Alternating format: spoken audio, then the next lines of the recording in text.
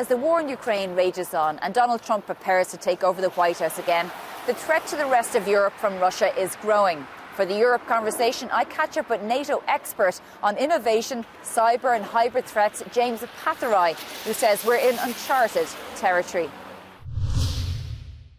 James, look, across Europe we're hearing reports about much more increased sabotage, Russian sabotage against European countries. Can you tell us a little bit about what you're seeing and whether it's been on the increase? So, absolutely. First thing to say is the sabotage comes on top of everything else that we've seen. So, cyber attacks, disinformation, political interference, forced migration, GPS jamming. So that's the baseline. And all of it higher than it used to be. What's new is an increased Russian appetite for and campaign of sabotage. That means arson, derailing trains, attacks on politicians' properties, attempts to assassinate, for example, the head of Rheinmetall, so industry leaders. So we see more of it, and we see a much higher appetite for deaths and massive damage in our countries. And how are we detecting these? Because even you mentioned there the potential assassination of the German weapons manufacturer. How did these get found out, and how did then they get interrupted? So basically it's intelligence services that are doing their work. But it's a really good question, because what we don't want to do is play whack-a-mole in one country. Oh, look, I see something over here, I react to that. Oh, look, I see something over there, I react to that. So what we're doing is putting together patterns and trends. So if there's one derailment of a train in one country that is used to take supplies to Ukraine, that's an incident.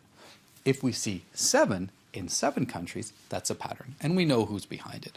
So on the one hand, we're stepping up our intelligence activities. On the other hand, we're aggregating information and putting together the patterns and trends. And then we choose what to make public and what not to make public. And how do we know this is definitely coming from Russia? Is it coming just from Russia? Is it China as well? But also, how do we know the source? So we're very, very focused on ensuring that the information that we have is accurate. So when it comes to one incident, for example, the Rheinmetall incident, the intelligence services are confident enough that our politicians can go out in public and say it. But as I said, we need the patterns and we need the trends, because what we call hybrid or gray zone attacks are predicated on ambiguity. What the Russians or others are trying to do is make it not so clear it's them. So it's hard to attribute, therefore it's hard to act. So we need to intensify, and we are intensifying our intelligence and other efforts to be able to detect it and be more confident. So just give an example of how the Russians are acting to turn the populations of member states away from support from Ukraine. Are you talking about a big attack, an energy source, where civilians will get scared and say, well, look, if we just back off from our support from Ukraine, Russia won't target us? Is that what you're saying? Or just give us an example of how this works and what the Russians want the impact to be. So what's important to know about the way Russians have always acted in the last century, Soviet times and now, is that they use all tools to achieve a cognitive effect. It's to change your mind. That's the way they look at things. And therefore, all tools can be used, including a nuclear threat very early. And we've heard this now dozens and dozens of times from the Russians. So they will have a disinformation campaign to say, because of your support for this war, energy prices are up. Because of your support for this war, food prices are up. And then they introduce through the sabotage, because of your support for this war, well, you're not safe. Things can happen here. And if you're an industry leader, you might not be safe. And I've gotten calls from the top level officials from other companies saying, am I also at risk? So it has an effect. And we need to ensure that, of course, our populations are safe. We're doing that. But second, to respond to the attempt to create this disquiet. And you mentioned there whack-a-mole, because that appears to be a little bit of what's happening, because the threats or the attacks are more frequent. Yes, I think we were in a position of whack-a-mole. I think we're better now at both building resilience in our cyber infrastructure, critical infrastructure, and in sort of managing potential escalation and in putting together all the pieces into a coherent puzzle. Are we doing as well as we should? No, because, as I say, the Russian risk appetite is going up. The activities that they're carrying out are getting a little bit more dangerous and certainly more frequent. So I can assure you our political leaders are aware of it, focused on it, and we are looking at steps to take to establish better deterrence and manage escalation. What kind of deterrence? Well, you might remember, for example, President Biden spoke to President Putin a few years ago, and he said, this critical infrastructure is off limits. If you cross this line, there will be real consequences. The Russians backed away.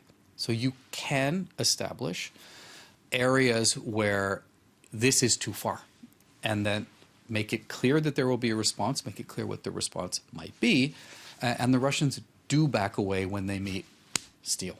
Because you mentioned their critical infrastructure and this threat by President Biden, because 99% of the world's data is transmitted through the subsea cables.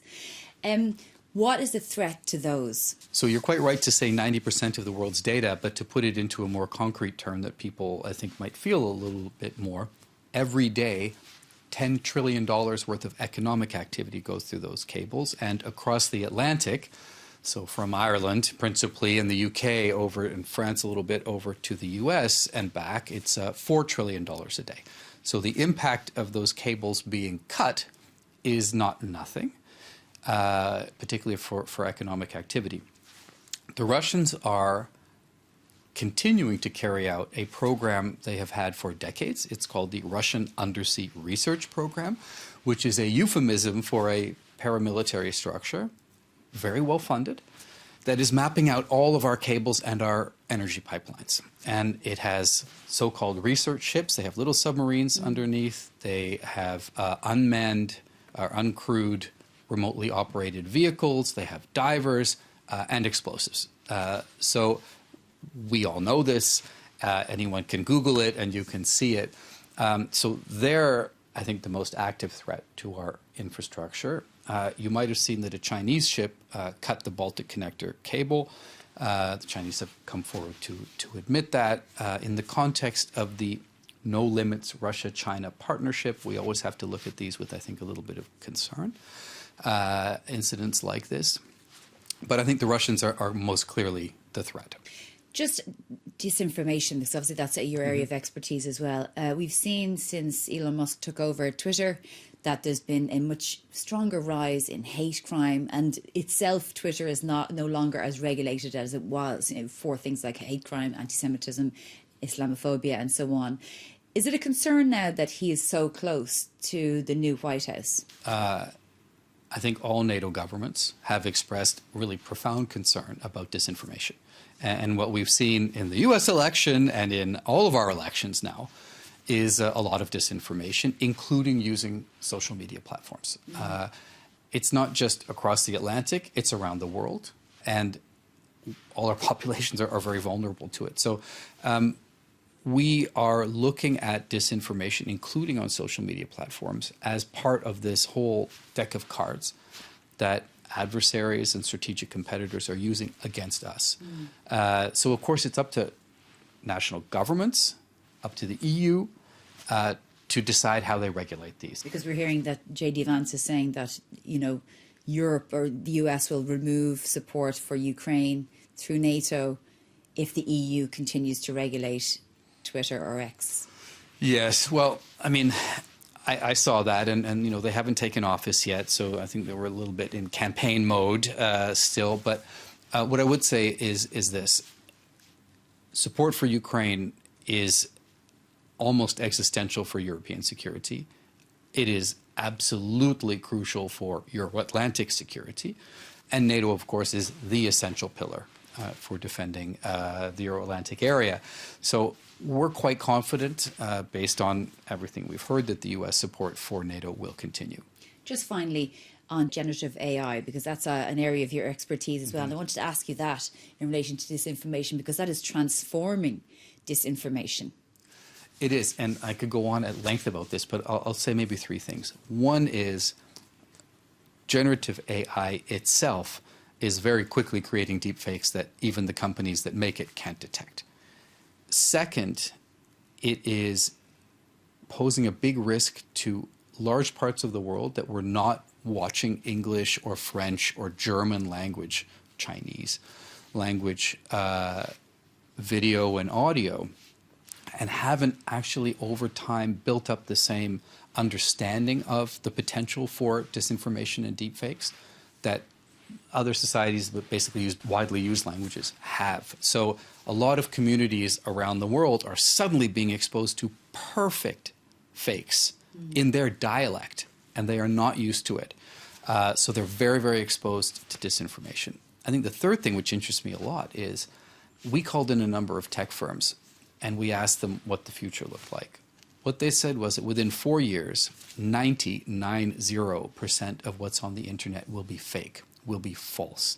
70% of what's being produced for the internet now is being produced by AI. So all of this is now going to be what we see, and it's going to be very difficult to tell what's true and what's not true. And then the final point is, if you look at what happened, for example, after the storms in the US, a number of false images were created, and politicians posted them.